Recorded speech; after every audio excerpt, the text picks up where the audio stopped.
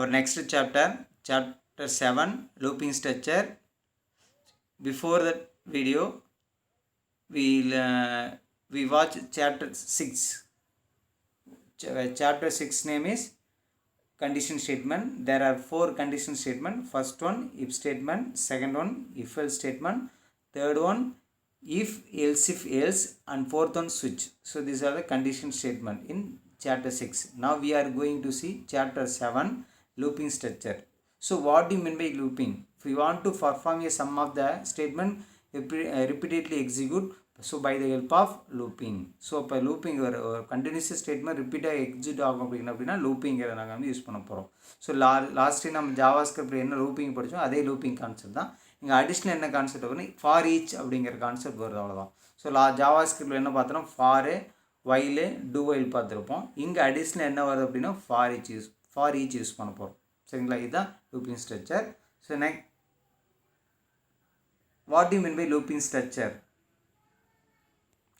Looping structures are useful for writing iteration logic. So iteration அப்படிங்கிற ரிப்பீட்டாக execute ஆகக்கூடிய ஒரு statement வந்து ஒரு லைன் வந்து உங்களுக்கு 1000 டைம்ஸ் எக்ஸிக்யூட் ஆகணும், இல்லை 50 டைம்ஸ் எக்ஸிக்யூட் ஆகணும் அப்படின்னா இந்த லூப்பிங் ஸ்ட்ரக்சர் யூஸ் பண்ணுறது iteration logics. It is the most important features in many programming language including PHP. எல்லா ப்ரோக்ராமிங் லாங்குவேஜ்லுமே கண்டிஷன் என்ன இருக்கும் அப்படின்னா டெஃபினட்டாக கண்டிஷன் ஸ்டேட்மெண்ட் இருக்கும், அதே மாதிரி லூப்பிங் இருக்கும். அப்போ PHP அதே கான்செப்ட் தான் இருக்குது, கண்டிஷன் ஸ்டேட்மெண்ட்டு லூப்பிங் இருக்குது. The most important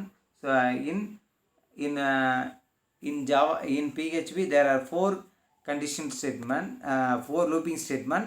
The first one is for each, second for loop, second one while loop, and third one do while loop.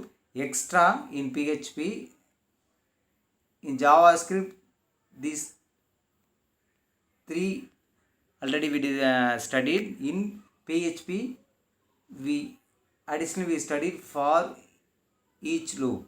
For each loop used only in array, but for while do while in mostly we are using for while and do while. The first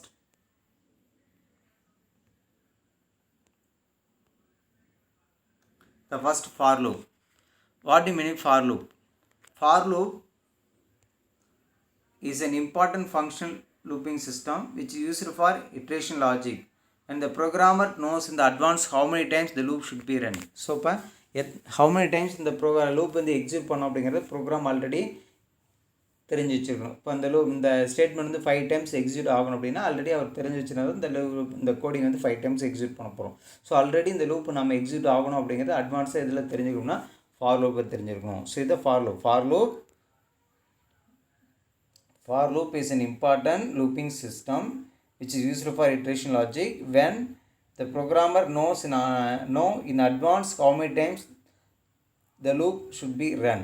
So this is a definition of for loop. So important 5 mark question, definitely இதிலிருந்து ஒரு question வரும். for while do while for each.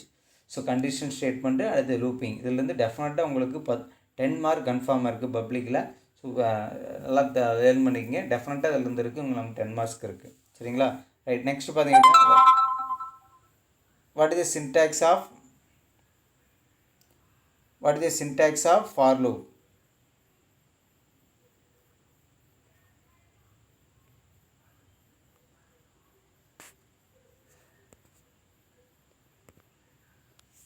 What is the syntax of for loop? For init counter, test counter, increment counter. There are 3 part in for loop. First one initialization, second one condition part, that is test counter, and third one increment or decrement part. So open brace, statement, close brace. So already நாம் JavaScript பார்த்துருக்கிறோம். What is the syntax for loop? Syntax for அதாவது initial semicolon condition semicolon, next பார்த்தீங்கன்னா increment or decrement. இதை நாம் பார்த்துருப்போம்.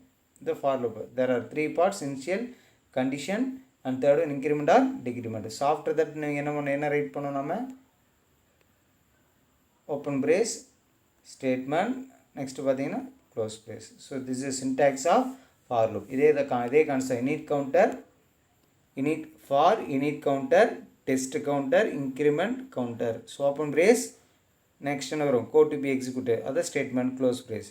So init கவுண்டர்னு என்ன கொடுத்துருக்குறாங்க பாருங்கள். init counter initialize the loop initial counter value. So இப்போ ஃபார் லூப் வந்து 0ல் ஸ்டார்ட் பண்ண போகிறோம் அப்படின்னா நான் 0 அது init கவுண்டர் i = 0 அப்படின்னு கொடுத்துக்கலாம். Test counter evaluate the for each iteration of the loop. If they evaluate the true, the loop state continuous. It evaluates false, the loop will be ends. So இப்போ condition ட்ரூவாக இருந்து அப்படின்னா loop இருக்க அந்த statement execute ஆகும். Condition ஃபெயிலாக இருந்தால் loop என்ன ஆயிரும், நமக்கு டெர்மினேட் ஆயிரும். Increment decrement counter increase the loop counter value. So இப்போ இன்க்ரிமெண்ட் கொடுத்தீங்கன்னா i++ அப்படிங்கன்னா லூப்போட வேல்யூ ஒன்று இன்க்ரிமெண்ட் ஆகும், கவுண்டர் வேல்யூ ஒன்று இன்க்ரிமெண்ட் ஆகும்.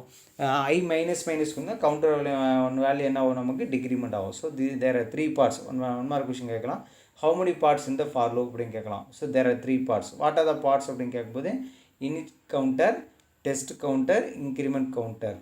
So next each part terminated by என்ன சிம்பிள் அப்படின்னுங்க நம்ம பார்க்கணும். அப்படின்னா ஒவ்வொரு பார்ட்டும் நமக்கு டெர்மினேட் பண்ணும்போது என்ன சிம்பிள் யூஸ் பண்ணுறாங்க, semicolon. So these part terminated separated by நம்ம என்ன யூஸ் பண்ணோம், these 3 parts separated by semicolon.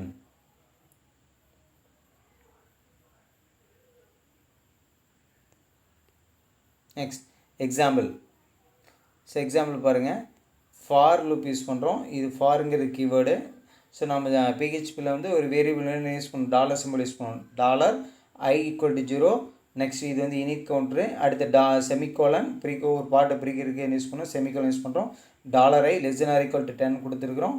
அப்போ நம்ம ஹவு மெனி டைம்ஸ் பிஃபோர் இந்த லூப் கம்ப்ளீட்டாக எக்ஸிக்யூட் ஆகணும் அப்படிங்கிறத நம்ம முன்னாடியே தெரிஞ்சுக்கணும். தான் ஃபார் லூப்பு. i <= 10 கொடுத்துருக்குறோம். அடுத்து செமிகோலன் $i++. ஸோ இப்போ இன்க்ரிமெண்ட் இது. So increment counter. So there are 3 parts.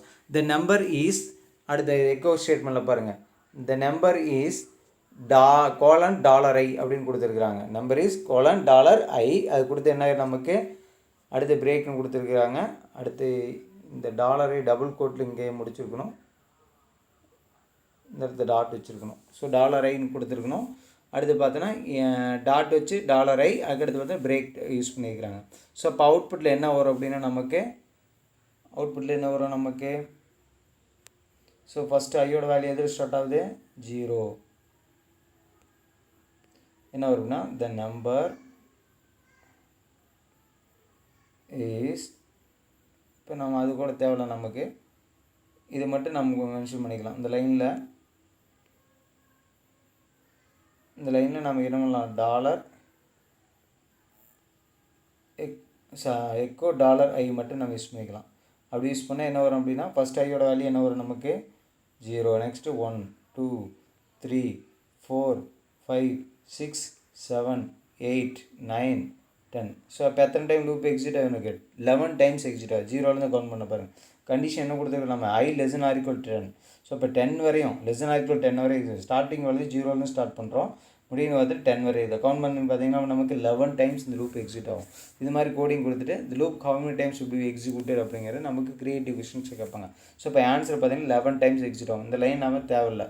So இந்த லைனுக்கு பதிலாக நம்ம யூஸ் பண்ணால் எக்கோ $i அது மட்டும் கொடுத்தா போதும். நமக்கு ஃபஸ்ட் டைம் 0, அடுத்து 1 2 3 அப்படிங்கிறது நமக்கு ஆட்டோமேட்டிக்காக பிரிண்ட் ஆகிட்டு இருக்கும். ஸோ அப்போ எத்தனை டைம் எக்ஸிட் ஆகுது நமக்கு, எத்தனை டைம் எக்ஸிட்னா 11 டைம்ஸ் எக்ஸிட் ஆகுது. இதுதான் நம்மளுடைய ஃபார் லூப்போட எக்ஸாம்பிள்.